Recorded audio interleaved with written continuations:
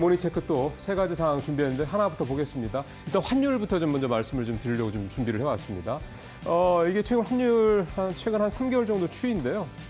작년 말에 1,477원, 이제 그 장중, 정규장 이제 종가 기준입니다. 이렇게 찍고 난 다음에 계속 어쨌든 하향세를 보이고 있긴 합니다. 그럼에도 불구하고 여전히 1,400원대 이상에서 1,450원대 이 중반에서 계속 움직이다가 최근 들어 다시 1,430원대까지 요 며칠 떨어지는 그런 모습을 보였습니다. 오늘 뉴욕 시장에서 달러 인덱스가 106점 초반대까지 떨어지고요.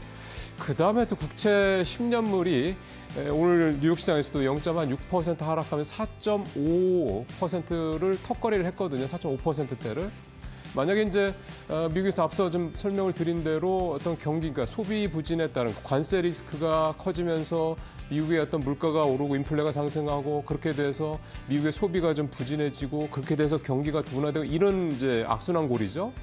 이렇게 만들어졌다 그러면 어쨌든 달러가 지금까지의 강세를 계속 이어가기는 쉽지 않을 겁니다. 그렇게 되면 당연히 그 상대편에 있는 우리 원화라든가 또 중국의 위안화라든가 엔화의 어떤 가치가 더 올라갈 수밖에 없는 거고요. 실제로 엔화는 150원대 좀 초반까지 계속해서 좀 강한 모습을 보이고 있고 이번 달에 BOJ가 또는 3월 달에 또 BOJ가 금리를 만약에 올린다고 그러면 엔화의 강세 현상은 더 갈 수 있습니다. 그렇게 되면 우리도 또 엔화의 영향을 또 받게 되니까 우리의 원화 강세 현상도 조금 더 이어질 수도 있다 이렇게 볼 수가 있겠습니다.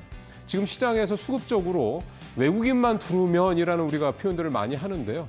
결국 외국인들이 들어오려면은 이 환율이 적어도 1,400원대에서 앞자리 두 번째 자리죠. 이 1,400에서 4자가 1,300원대, 이 3자로는 바뀌어야 될 것이라는 얘기들을 대부분 하십니다.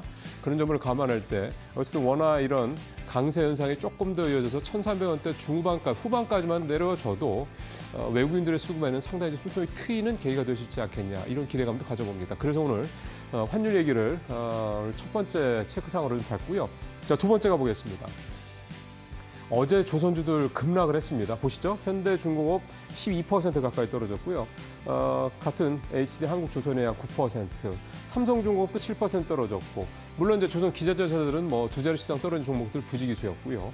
어제 조선사 중에서는 하나오션이 그래도 그나마 좀 선방을 했다라고 6.7%였는데 선방했다는 표현이 좀 그렇긴 합니다만 어쨌든 그나마 다른 회사들에 비하면 비교적 낙폭이 좀 적었습니다.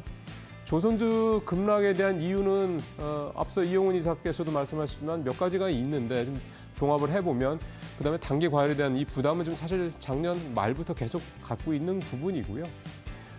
그다음에 리포트가 하나 나왔죠. 마지막에 보면 이제 한투증권에서 HD현대중공업이랑 하나오션 투자 의견을 이제 매수해서 중립으로 하향 조정한 거.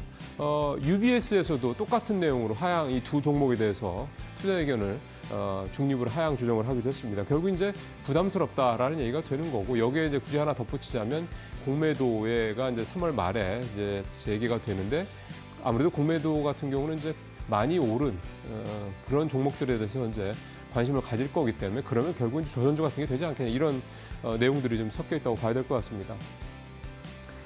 결국 이제 공매도 부분도 그렇고요. 향후에 이제 조선주 이제 뭐 시세가 다 끝났다라고 이제 볼 거냐 부분에 대한 이 논란은 계속해서 조선주들의 모멘텀이 들어올 거냐 이 부분과 연결해서 보면 될 것 같습니다. 일단 현재까지는 계속해서 모멘텀이 들어오고 있다라는 것도 트럼프의 대중 이 압박 정책에 따른 반사이에 대한 부분이 여전히 있다라는 거.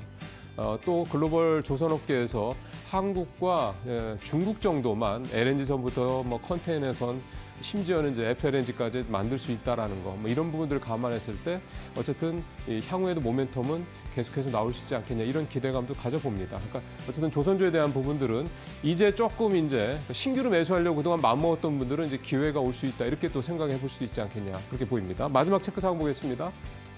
엔터주 좀 찾아보려고 하는데 엔터주 화장품주 어제 좀 주가가 많이 좋았습니다. 종목부터 보면 키스트 상한가를 기록했고 컨텐츠 중앙도 24%, 스튜디오 드래곤도 18% 넘게 올랐고요. 이것도 영화사죠. 이것도 13% 넘게. 그다음에 4대 기획사 중에서는 YG 엔터가 어제 가장 상승률이 높았습니다. 13%. SM도 한 5%. 나머지는 이제 그 정도였고. 그다음에 화장품 회사들 보면 토니모리가 어제 장중 상한가까지 기록했다 16%까지 좀 밀렸지만 어쨌든 높은 모습을 보였고 LG생활건강이 어제 6% 넘게 올랐고요. 아모레퍼시픽도 5% 넘게 올랐습니다. 보면은 이제 화장품주 같은 경우는 중국 관련된 어떤 이슈들이 좀 있었던 중국의 비중이 좀 높은 회사들이 어제 좀 더 유난히 많이 오르는 모습들이 나타났고요. 엔터주들 같은 경우는 4대 기획사 중에서는 YG 엔터 정도 많이였고 그다음에 주로 이제 이 미디어 영상을 만드는 그러니까 제작사들 쪽에서는 좀 많이 오르는 그런 모습들이 좀 나타났습니다. 결국 이제 한한령 해제에 대한 기대감 뭐 이 부분이 어제 기사가 나오면서 작용을 했다 이렇게 좀 봐야 될 것 같고요. 중요한 거는 이제 한한령이 정말 해제될 것이냐 또 한한령이라는 게 또 내일부터 한한령 해제 이렇게 나오는 건 아닐 거기 때문에 어떤 그런 추이들을 잘 지켜볼 것이냐.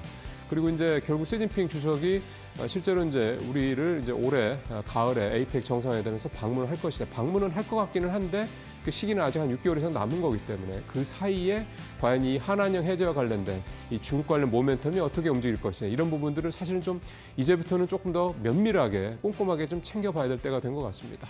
모닝체크 여기서 마치겠습니다.